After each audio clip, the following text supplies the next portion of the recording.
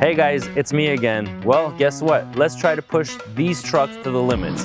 What we're gonna be doing today is we're gonna be sending our company drivers an email to see if they're interested to compete in our fuel consumption challenge. So $3,500 bonus going to our top spot for the month of August. We're gonna be splitting, first prize gets $2,500, second place gets $1,000.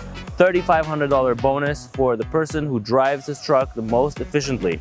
So the one with the highest miles per gallon is gonna win. I've sent out an email to all of our drivers. There have been 20 drivers that wanna compete in this challenge. We're gonna monitor their fuel consumption. We're gonna be monitoring their idling time. We're gonna be monitoring the amount of hours spent on cruise control, their acceleration, and their speed.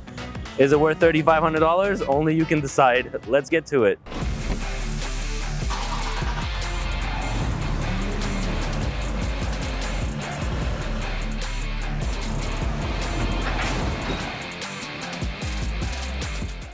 All right, guys, so now we're inside. It's time to do some number crunching.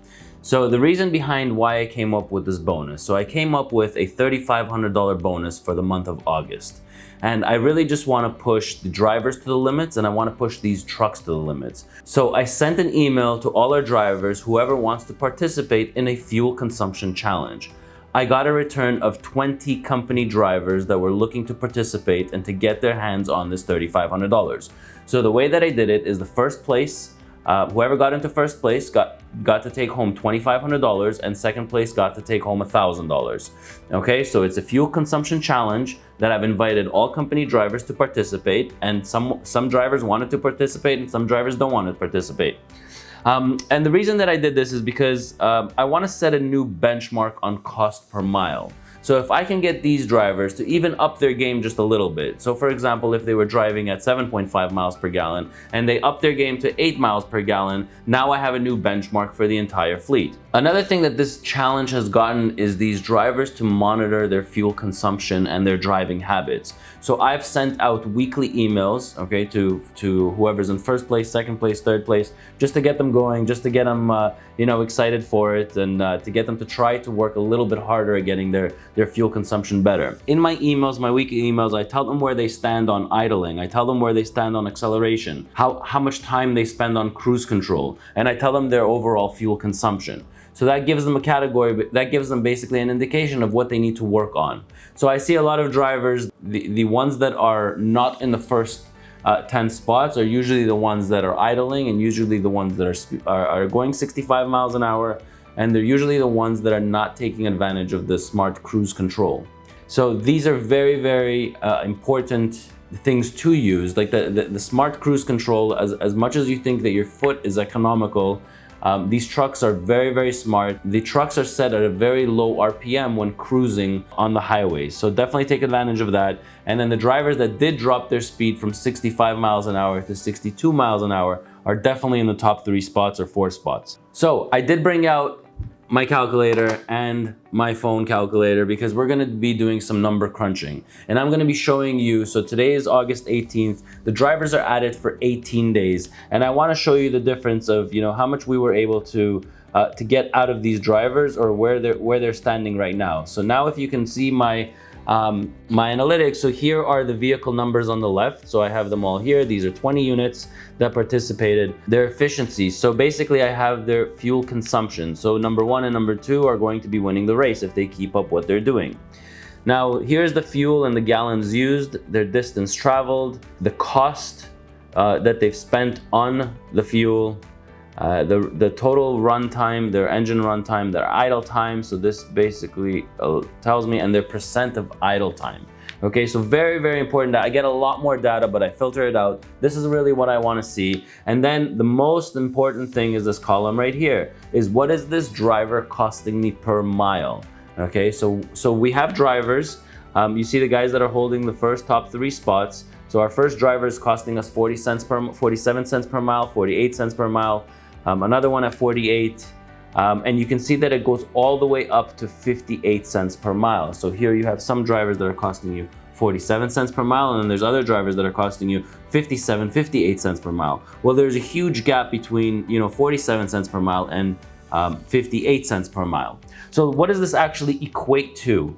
dollars wise. So why did I come up with this challenge? So if I take the entire 20 trucks for the full month, for the full 18 days, which I have the data for, we have a total of 130,000 miles, okay, that these 20 trucks have driven in 18 days. Now, their cost on fuel is $67,000 altogether. So now my fleet average, or not the fleet average, but these drivers who have participated in the challenge, the average is 51.5 cents per mile. Okay, well, in order for you to see the difference between month over month, so what I did was I took the exact same figures for July, the exact same drivers, the exact same 18 days, so July 1st to July 18th. Guys, a lot of you put comments about my number crunching, my numbers. Where are you guys? We're looking for you to subscribe to the channel. There are only 15% of you that are subscribed to this channel. You liking my numbers? Give it a thumbs up. You want to see the follow-up video about the winner of this challenge? Give it a thumbs up and subscribe to the channel. If you have comments about my stats, please leave them below, because this is how I come up with ideas on what to make for future videos. So if I missed anything, or if you want me to talk about something, right here below is where you want to put the information. Back to the video. We didn't do as many miles, 113,000 miles. We spent $62,000 on fuel, and our average over the same 20 drivers are 55 cents per mile. Okay, so 51.5 cents per mile. We have a difference of 3.5 cents per mile, I believe. 51 to 55. Yes, we have 3.5 cents per mile difference. Now, if you take 0.035 cents per mile and you multiply that by the amount of miles that I think that these drivers are going to do, so these drivers are going to total by the end of the month about 240,000 miles. So we multiply 3.5 cents per mile, multiply that by 240,000 miles. Basically, we made $8,400, okay, we saved on these drivers. Now, if we gave back these drivers $3,500 in the bonus, well, guess what? The company's still up $5,000. Well, great job. Now, what if we were able to take the entire fleet, right? So that's 100 trucks, and we were able to put them on this challenge, and we were able to get the same results from them as we did from these 20 drivers. Well, now if you multiply that by 5, because we have 100 drivers, we only took a pool of 20, so we'll multiply this by 5, the company would save $42,000 on fuel in 1 month if everybody was to up their game by the same results that these 20 drivers did. So I'm gonna give you an update at the end of the month. I will recreate another video for the total results of these drivers, but I want you to know what this taught us as a company. What this taught us as a company is that you're able to pay company drivers a lot more than what we would have as long as they get these results. So guess what happened last week? I had a meeting with the superiors over here, and I was able to convince them to up our pay rates. So now our updated pay rates, just so you understand how much I was able to push on this, I was able to get the Ontario pay rates from 55 cents per mile to 63 cents per mile. That's insane. That's like, I mean, we just went up from 55 cents per mile company drivers to 63 cents per mile. So the flatbed division in Ontario, so I was able to up their rates from 60 cents per mile to 72 cents per mile. Okay, from 60 cents per mile to 72 cents per mile. So again, these are for Ontario drivers working out of our Concord terminal. Now, I know a lot of you are gonna ask, a lot of people ask about the Driver Inc. models. We do not hire Driver Inc. models. I'll just take a couple of minutes to talk about them. Driver Inc. models is basically when a company driver works on incorporation, gets paid through an incorporated company and pretends like he's self-employed. Guess what? You're not self-employed. The CRA is cracking down on Driver Inc. models. If you haven't already converted into payroll, I don't know why it's so popular here in the GTA. Every second driver that comes in through these doors wants to get paid on their Driver Inc. model. It is illegal. CRA is cracking down on it, and they're going to be coming after you and reversing those charges. They're coming after the trucking companies that are doing this, and they're also coming after the truck drivers that are doing this. So now let's talk a little bit more about the pay rates. So in our Moncton terminal, we were able to up the rates from 50 cents to 55 cents per mile for the van and reefer, and we were able to up it for the flatbeds from 60 cents per mile in Moncton to 65 cents per mile. Again, this does not include our quarterly safety bonus, which is 3 cents. So I'm not going to talk too much about our rates here at ET Transport, but I am going to link A couple of links here at the bottom of this video so people can see our pay rates. And if you want, you can leave your information and somebody here from recruiting is going to get back to you.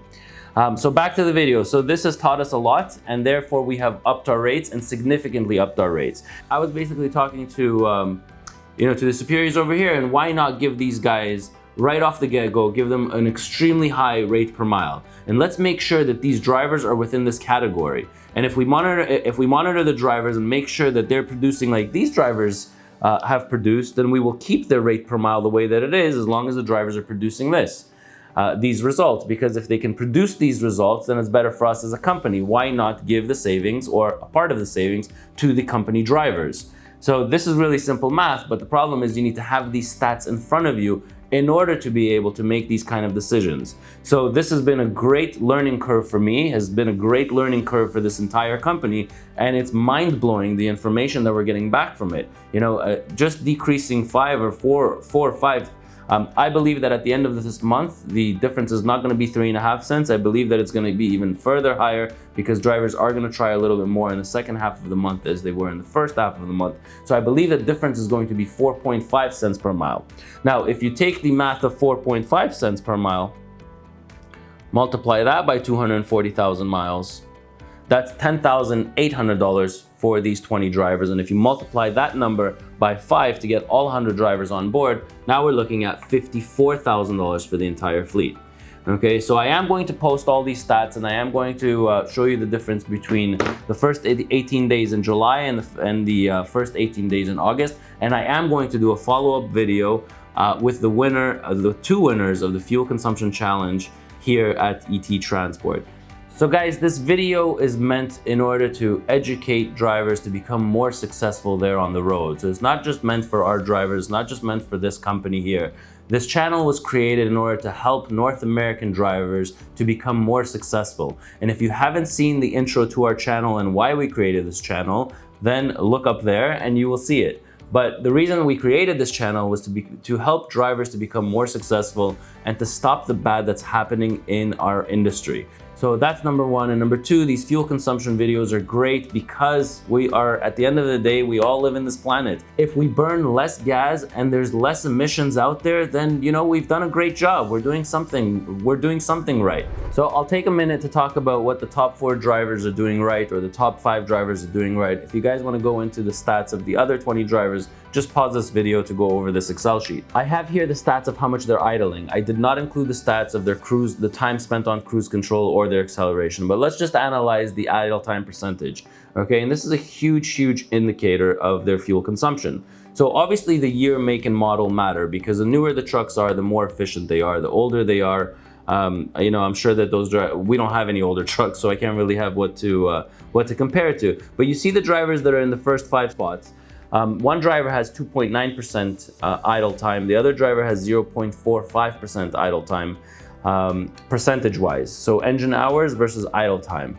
And then we have, so all these guys are less than 11.5% on idle time. And you can see in the lower 3 spots, these guys are the ones that are idling excessively, where they have 28%, 15.9%, 21%. So you can see that these drivers are idling a lot more, and that's just one indicator out of the 4. I think that the idle time is huge. The speed will play a huge role in your fuel consumption. Again, if I was the driver and I was in 7th, 5th, 6th, or 7th place, hell yeah, I would drop my speed to 59 miles an hour and drive for the next 15 days and hopefully win that $2,500. I think it makes sense. Only you can decide that for yourself if it does or doesn't. But at the end of the day, these first 3 or 4 drivers, what they're doing right is obviously they're taking advantage of that cruise control, and their idling time is basically the truck is off. We do provide battery pack APU units for all of our trucks, so there should be absolutely no reason for idling. The only time those trucks are idling is when those batteries are dying down. It automatically turns on to recharge those batteries. In an 8 or 10 hour cycle, they usually come on for about 1.5 hours to 2.5 hours, and that's all they should be idling.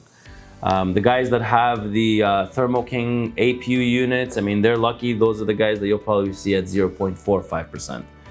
So they got an advantage of this one. We are comparing most of our trucks here. They're either Freightliner Cascadias or they are Volvo 760s.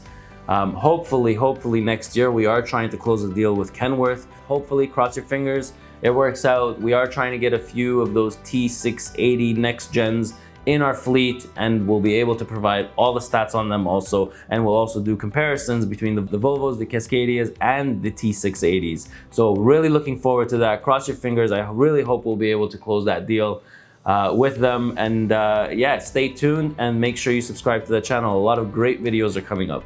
Hopefully you learned something from this video.